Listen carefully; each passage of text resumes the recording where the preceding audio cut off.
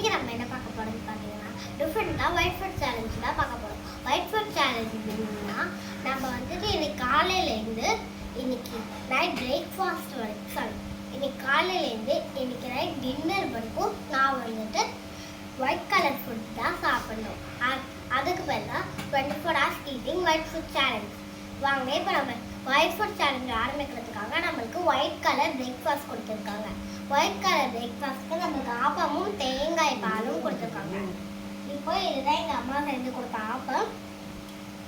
இப்போ இந்த ஆப்பம் பண்ணுறதுக்கு தேங்காய் பால் வந்துட்டு எப்படி செய்யணும்னு நாங்கள் வந்துட்டு ஆர்எஸ் கிச்சனுக்கு வர வியூஸில் போடுவோம். இப்போ வாங்க சாப்பிடலாம்.